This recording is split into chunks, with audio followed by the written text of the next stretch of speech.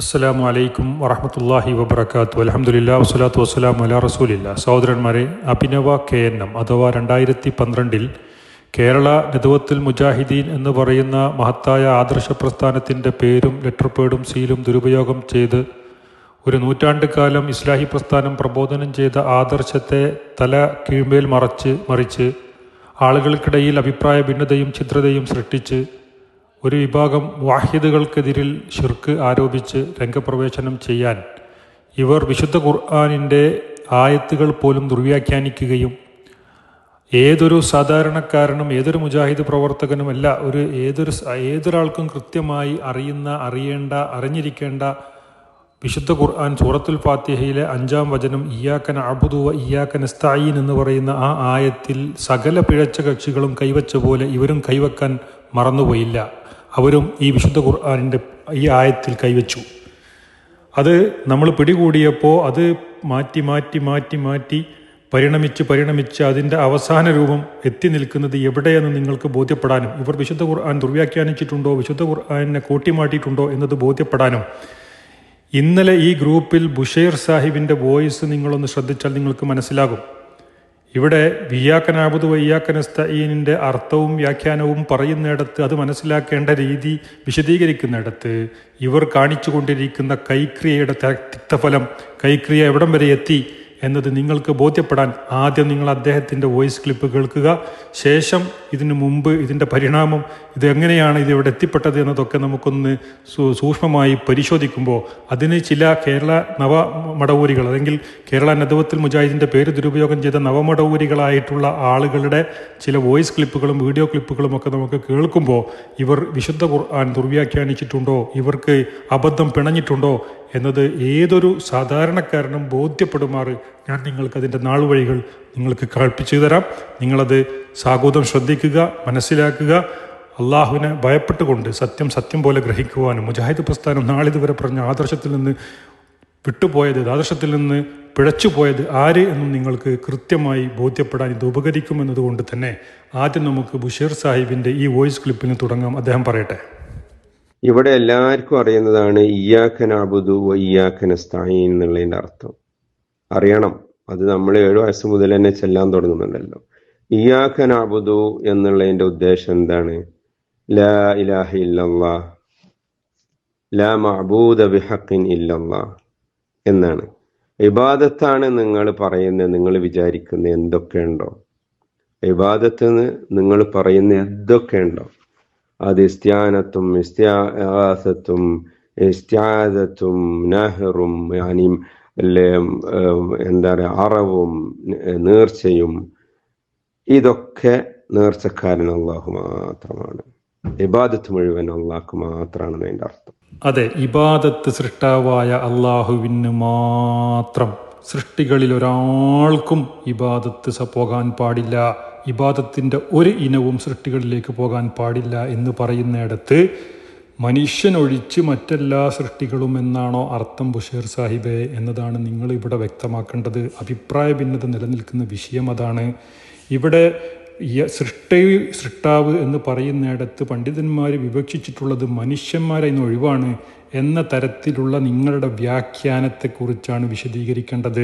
ഇവിടെ ലാ ഇലാഹ ഇല്ലല്ലാഹ് ലാ മഅബൂദ ബിഹഖിൻ ഇല്ലല്ലാഹ് എന്നതൊന്നും നമുക്കെതിരെ അഭിപ്രായമില്ല. ഇവിടെ ഇയ്യാക നഅ്ബുദു എന്ന് പറയുമ്പോൾ അതിൻ്റെ വിവക്ഷയിൽ ഒരു ഇസ്തിആനത്ത് പെട്ടു, ഇസ്തിആദത്ത് പെട്ടു, അറവ് പെട്ടു, നേർച്ച പെട്ടു, ഒക്കെ ഇബാദത്തായ എന്തൊക്കെയുണ്ടോ അതൊക്കെ പെട്ടു എന്ന് നിങ്ങൾ പറയുന്നു. ഇനി വ ഇയ്യാക നസ്തഈൻ എന്ന് പറയുന്ന ആ ഇസ്തിആനത്തും ഈ പറയുന്ന ഇബാദത്തിൽ പെടൂലേ ബഷീർ സാഹിബെ? അത് നിങ്ങൾ വ്യക്തമാക്കണം. അതുകൊണ്ട് തന്നെ ഇവിടെ ആ ഇസ്തിആനത്തും ഒരു സൃഷ്ടികളിലേക്കും പോകാൻ പാടില്ല. അത് മനുഷ്യരിലേക്ക് പോകാൻ പാടില്ല, മലക്കിലേക്ക് പോകാൻ പാടില്ല, ജിന്നിലേക്ക് പോകാൻ പാടില്ല, ഒരു സൃഷ്ടിയിലേക്കും പോകാൻ പാടില്ല. അള്ളാഹുവിനോട് മാത്രം. അത് ഇബാദത്താകുന്ന കാര്യകാരണ ബന്ധങ്ങൾക്ക് അതീതമായ പ്രതീക്ഷയും അർത്ഥനയുമാണ് ആ ഇസ്തിആനത്ത്. അതുകൊണ്ട് അത് പ്രാർത്ഥനയാണ്, അത് ഇബാദത്താണ്. അത് സൃഷ്ടികളിലേക്ക് ആർക്കും അള്ളാഹു ഒരു ഇളവും നൽകിയിട്ടില്ല. അത് സൃഷ്ടാവിനോട് മാത്രമേ പാടുള്ളൂ എന്നത് നിങ്ങൾ വ്യക്തമായി പറയണം. അതുകൊണ്ട് നിങ്ങൾ ഇയ്യാക നസ്തഈൻ പറയുമ്പോൾ അത് ഈ ഇബാദത്തിൽപ്പെട്ട ഇസ്തിആനത്ത് തന്നെയല്ലേ ആണോ അല്ലേ നിങ്ങൾ വ്യക്തമാക്കണം. അത് നിങ്ങളവിടെ വ്യക്തമാക്കിയിട്ടില്ല. ചില ആളുകൾക്കൊക്കെ അത് ഇബാദത്തിൽപ്പെട്ട ഇസ്തിആനത്തല്ല പിന്നീട് പറഞ്ഞ ഇസ്തിആനത്ത് എന്നൊരു വാദം നിലനിൽക്കുന്നത് കൊണ്ടാണ് ബഷീർ സാഹിബിനോട് ഞാനിത് ചോദിക്കുന്നത്. അപ്പോൾ ഇവിടെ ഇയ്യാക നസ്തഈൻ എന്ന് പറയുമ്പോൾ നിങ്ങൾ മനുഷ്യരെ അതിൽ നിന്ന് മാറ്റി നിർത്തുന്നത് നിങ്ങളുടെ സംസാരത്തിൽ നമ്മൾ മനുഷ്യനെ നിങ്ങൾ ഉൾപ്പെടുത്തുന്നില്ല. അതുകൊണ്ട് അത് ഒരു അവ്യക്തത നിലനിൽക്കുന്നുണ്ട്, അത് നിങ്ങൾ വ്യക്തമാക്കണം. അത് മനുഷ്യരിലേക്ക് പോയാലും അതെന്താണ്? അള്ളാഹുവിൽ പങ്കു ചേർക്കലല്ലേ.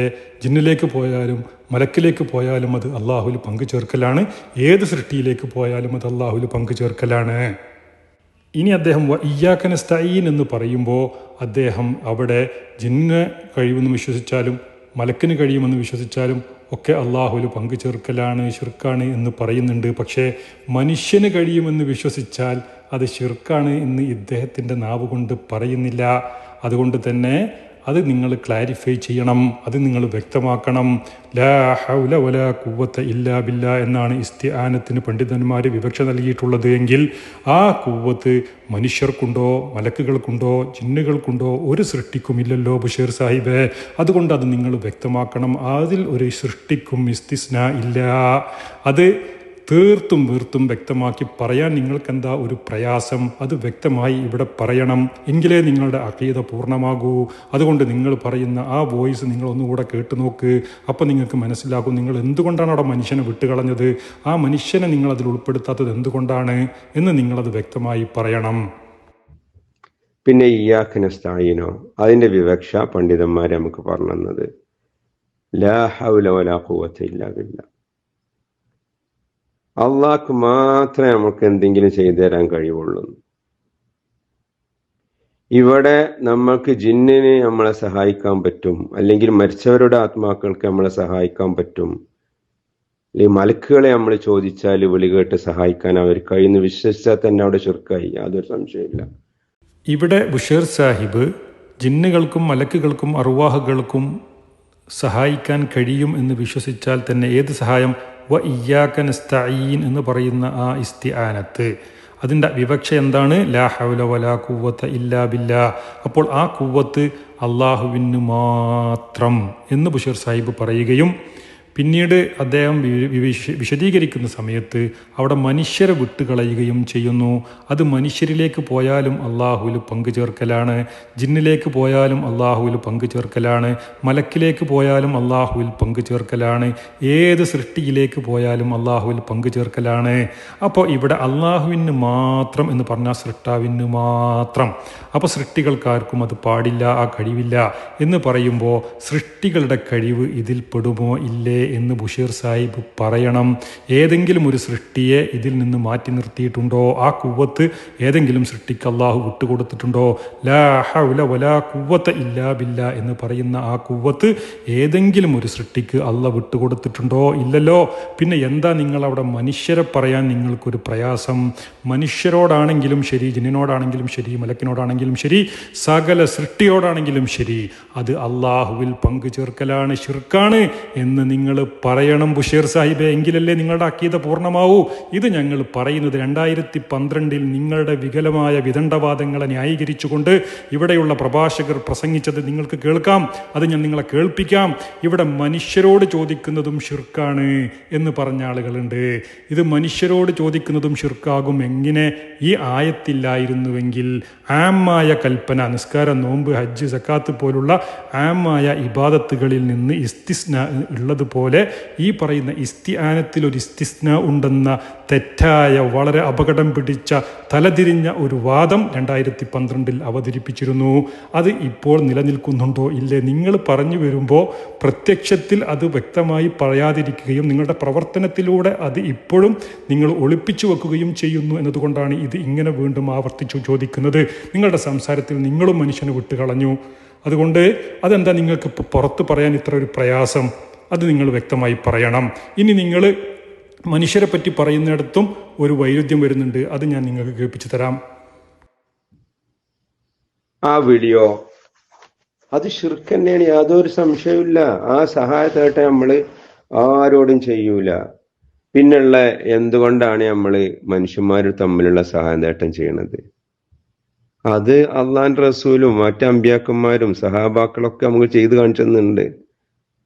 അതിന് നമുക്ക് വേറെ ആയത്തിന്റെ ആവശ്യമില്ല. അത് ഇവിടെ ഭൗതികമായിട്ടുള്ള അങ്ങോട്ടും ഇങ്ങോട്ടുള്ള സഹായതേട്ടങ്ങളാണ്.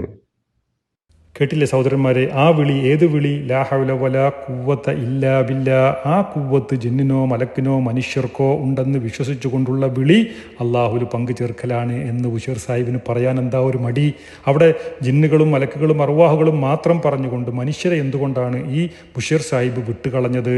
ഇവിടെ മനുഷ്യരോട് ആ നിലക്ക് ചോദിക്കുന്നത് നബി സല്ലല്ലാഹു അലൈഹി വസല്ലം കാണിച്ചു തന്നു എന്നാണ് പറയുന്നത്. നബി സല്ലല്ലാഹു അലൈഹി വസല്ലം ലാ ഹൗല വലാ ഖുവ്വത ഇല്ലാ ബില്ലാ എന്ന് പറയുന്ന ആ ഖുവ്വത്തിൽപ്പെട്ട കാര്യം ചോദിക്കാൻ വേണ്ടി റസൂൽ സല്ലല്ലാഹു അലൈഹി വസല്ലം കാണിച്ചു തന്നിട്ടുണ്ടോ ബഷീർ സാഹിബ്? എന്തിനാണ് നിങ്ങളിങ്ങനെ ആളുകളെ കബളിപ്പിക്കുകയും തെറ്റിദ്ധരിപ്പിക്കുകയും ചെയ്യുന്നത്? ഇത് രണ്ടും തമ്മിൽ അജഗജാന്തരം വ്യത്യാസമില്ലേ? ആ ഇസ്തിആനത്ത്, ആ സഹായ ചോദ്യം ലാ ഹൗല വലാ ഖുവ്വത ഇല്ലാ ബില്ലാ എന്ന് പറയുന്ന ആ ഖുവ്വത്ത് മനുഷ്യർക്കോ മലക്കുകൾക്കോ ജിന്നുകൾക്കോ ഉണ്ടെന്ന് വിശ്വസിച്ചാൽ തന്നെ ശിർക്കല്ലേ? ഇവിടെ മനുഷ്യരുടെ പരിമിതമായ കാര്യകാരണപദത്തിൻ്റെ അടിസ്ഥാനത്തിൽ പരസ്പരം അങ്ങോട്ടും ഇട്ടുള്ള സഹായ സഹകരണം, കാണുന്ന കേൾക്കുന്ന അറിയുന്ന പരിമിതിയോടുകൂടിയുള്ള മനുഷ്യർ പരസ്പരം നടത്തുന്ന സഹായത്തേട്ടം ഈ പറയുന്ന സംഗതിയിൽ ഉൾപ്പെടുകയേ ഇല്ല. അത് രണ്ടും തമ്മിൽ അജഗജാന്തരം വ്യത്യാസമുണ്ട്. ആ വ്യത്യാസം മറച്ചു വെച്ച് കൂട്ടിക്കുഴച്ച് ഹക്കും ബാത്തിലും കൂട്ടിക്കുഴച്ച് ആളുകളെ കബളിപ്പിക്കുകയും തെറ്റിദ്ധരിപ്പിക്കുകയുമല്ലേ നിങ്ങൾ ചെയ്തുകൊണ്ടിരിക്കുന്നത്. അതുകൊണ്ട് ഇപ്പോൾ ഇദ്ദേഹം പറയണ ആയത്തിൻ്റെ ആവശ്യം തന്നില്ല എന്നാണ്. എന്നാൽ അബ്ദുറഹ്മാൻ സലഫി 2012 പറഞ്ഞ എന്താ? അത് താവനുൽ ബിർരി വത്തഖ്വ എന്ന ആയത്തുള്ളത് കൊണ്ടാണ് ഇത് ശിർക്കല്ലാതായത്. അല്ലെങ്കിലോ മനുഷ്യർ പരസ്പരം നടത്തുന്ന സഹായ ചോദ്യം ശിർക്കാകും. അല്ലാഹു അല്ലാത്തവരോട് സഹായം തേടുന്നത് ശിർക്കാണ്. അതിൽ നിന്ന് ഒരു മനുഷ്യൻ മറ്റു മനുഷ്യനോട് ചോദിച്ചാലും ശിർക്കാണ്, മനുഷ്യൻ ജിന്നിനോട് ചോദിച്ചാലും ശിർക്കാണ്, മലക്കിനോട് ചോദിച്ചാലും ശിർക്കാണ്, ആരോട് ചോദിച്ചാലും ശിർക്കാണ്. തെളിവില്ലെങ്കിൽ അല്ലാഹു നമുക്ക് തെളിവ് നൽകി. സഹോദരന്മാരെ, നിങ്ങളൊന്ന് കേട്ടു നോക്ക്. അബ്ദുറഹ്മാൻ സലഫി ഈ പറയുന്നത് എത്രമാത്രം ഗൗരവപ്പെട്ട വിഷയമാണ്. മുജാഹിദ് പ്രസ്ഥാനത്തിലെ ഏതെങ്കിലും ഒരു പ്രവർത്തകൻ്റെ 7 അയലത്തെ വീട്ടിൽ താമസിക്കുന്ന ഒരാൾക്ക് പോലും തിരിയുന്ന, എന്നാൽ അബ്ദുറഹ്മാൻ സലഫിക്ക് എന്തുകൊണ്ട് തിരിയാതെ പോയി? ബോധപൂർവം വിശുദ്ധ ഖുർആനിനെ കൂട്ടിമാട്ടുകയല്ലേ? നിങ്ങളൊന്ന് ചിന്തിച്ചു നോക്ക് സഹോദരന്മാരെ, എത്ര വലിയ അപകടമാണ് ഇദ്ദേഹം പറയുന്നത്. ഇയ്യാക നഅ്ബുദു വ ഇയ്യാക നസ്തഈൻ എന്ന് പറയുന്ന ഇബാദത്താകുന്ന ആ ഇസ്തിആനത്ത് മനുഷ്യരോടും മലക്കിനോടും ജിന്നിനോടും ശിർക്ക് തന്നെ, ഏത് സൃഷ്ടിയോടും ശിർക്ക് തന്നെ. എന്നാൽ ആ ശിർക്കാകുന്ന ഇബാദത്താകുന്ന ഇസ്തിആനത്ത് സൃഷ്ടികളോട് നടത്താനുള്ള ഒരു തെളിവും ഖുർആനിലില്ല എന്നല്ലേ നാളിതുവരെ സമസ്തക്കാരോടും മറ്റുള്ള ആളുകളോടൊക്കെ നമ്മൾ പറഞ്ഞത്. ഇപ്പോൾ ഇതാ ഇദ്ദേഹം പറയുന്നു അത് ശിർക്കാവുകയില്ല എന്നുണ്ടെങ്കിൽ, തെളിവുണ്ടെങ്കിൽ.